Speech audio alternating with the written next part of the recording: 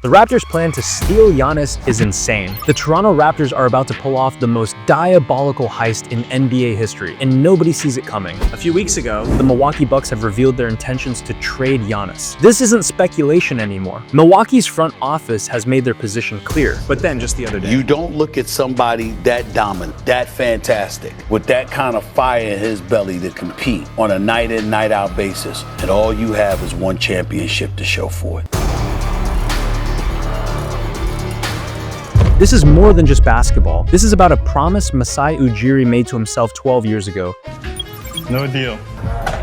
I bet they pick Giannis. They're gonna pick Giannis. And now today. This could be one of the most calculated, most patient, and potentially one of the most wild heists in NBA history. There is mutual interest between Giannis and the Raptors, not one-sided wishful thinking. And you're probably wondering, why would the two-time MVP want to leave Milwaukee just to head to Canada, to a franchise that's missed the playoffs 4 out of the last 5 years? Giannis is owed $54.1 million next season and is locked up until 2027. But here's the kicker. Toronto has the financial flexibility, and they're sitting on valuable assets like Scottie Barnes, who, by the way, multiple reports suggest would have to be included in any Giannis deal. But something still doesn't add up here. If you're a Toronto fan, why would you trade your 23-year-old cornerstone for a 30-year-old superstar when you're not even close to contending right now? For the past 11 years, Giannis has been on Masai's radar, building relationships, waiting for the perfect moment, and now with Milwaukee's 3rd consecutive first-round playoff exit and Damian Lillard likely out for the entire upcoming season with a torn Achilles, that moment might finally be here. But what if Giannis isn't the real target? What if the Raptors are using all this Giannis noise as cover for something even more explosive? Think about it. Every major media outlet is now focused on the Giannis to Toronto storyline. Bleacher Report, CBS Sports, Sports Illustrated, and the list goes on. They're all running articles about trade packages and mutual interest. But while everyone's watching this circus, what other moves could Masai be making in the shadows? What if there's a domino effect taking place right under our noses that might just reshape the Eastern Conference? I mean, look at the timeline. The Raptors' odds to land Giannis have surged dramatically in recent weeks. They went from afterthoughts to betting favorites basically overnight. That doesn't happen by accident. That happens when insider information starts leaking, when deals are being discussed behind closed doors, and when something big is brewing. Remember when the Raptors shocked the world by trading DeMar DeRozan for Kawhi Leonard? The deal is final. The Spurs will send Kawhi Leonard and Danny Green to the Raptors for DeMar DeRozan, Jakob Poeltl, and a 2019 first-round pick,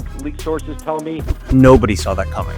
Masai pulled off what felt like one of the most insane trades to date. Kyle Lowry and DeMar DeRozan were best friends. I felt betrayed because he felt betrayed because that's my guy, it's my best friend. So. Their chemistry took the Raptors to new heights in the franchise, making the playoffs 5 years in a row, even making it to the Eastern Conference Finals in 2016, but fell to LeBron and the Cavs. Fans really believed in this team and thought that DeMar might even retire a Raptor, but by year 6, something needed to change. The Raptors were good, but they weren't great. They just came off being swept by the Cavs the last 2 years in a row in the Eastern Conference semifinals. Masai felt the team had hit their ceiling, and if this team stayed together, they would never bring home an NBA title. Check out the timeline.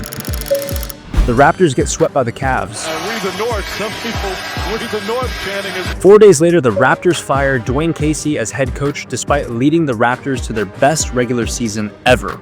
6 weeks later, Dwayne Casey is named the 2018 NBA Coach of the Year, so you can imagine the chaos that took place for Raptors fans at this time. And to make it even worse, a month after the heartbreak of losing their head coach, Masai gave up their franchise player DeMar DeRozan along with Jakob Poeltl and a protected first-round pick for Kawhi Leonard and Danny Green. They gave up a committed All-NBA and All-Star for a guy who only played 9 games that season. This was insanity. There was 1 year left in Kawhi's contract. He only played 9 games due to injury, and after requesting a trade from the Spurs, he made it known that LA was his ideal destination, not Toronto. A lot of fans felt like this was reckless because if the Raptors did not win an NBA title, they gave away a committed cornerstone player for a guy who never really wanted to be in Toronto in the first place. But all that said, the impossible happened. It's off to Leonard, defended by Simmons.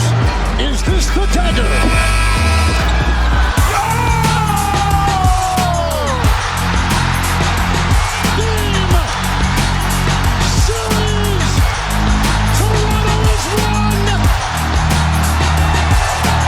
The Raptors won their first ever NBA title. The NBA title is yours! Here's the point. Masai has clearly been in this situation before. He knows what it's like to make a gamble move that nobody agrees with, and yet everything he did turned out to be an absolute masterclass. And now, as we know it, the same executive who orchestrated that masterclass has been chasing Giannis for over a decade. Do you really think he doesn't have a plan? The pieces are falling into place in ways that seem almost too perfect. Milwaukee is frustrated, Giannis hasn't committed long-term, and suddenly Toronto, of all teams, emerges as the frontrunner. But what if this isn't about desperation? What if this is about chess moves that were planned years in advance? What if the Raptors aren't just targeting Giannis? What if they're preparing to make multiple moves, creating a super team that nobody sees coming? The reports about Brandon Ingram, the flexibility they've maintained, the draft capital they've accumulated, it all starts to make sense if you view it as part of a larger conspiracy. Take in the chemistry they're building now. Signing Ingram to a 3-year extension before free agency gave the Raptors full rights within the extension without losing cap space. And even though he hasn't played since the trade, the Raptors are focusing on rehab and long-term health because this isn't a short-term win,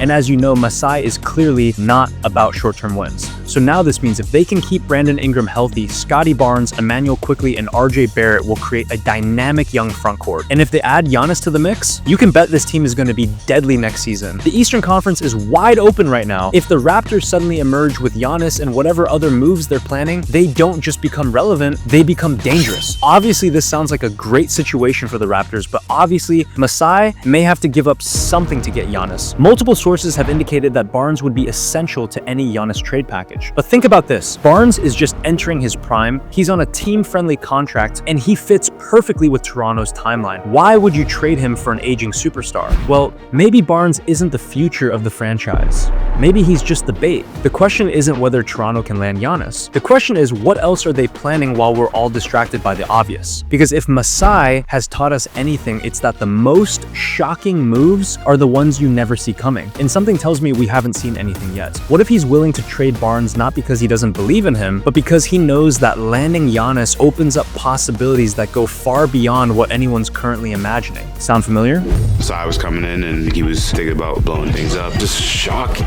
Everything can happen.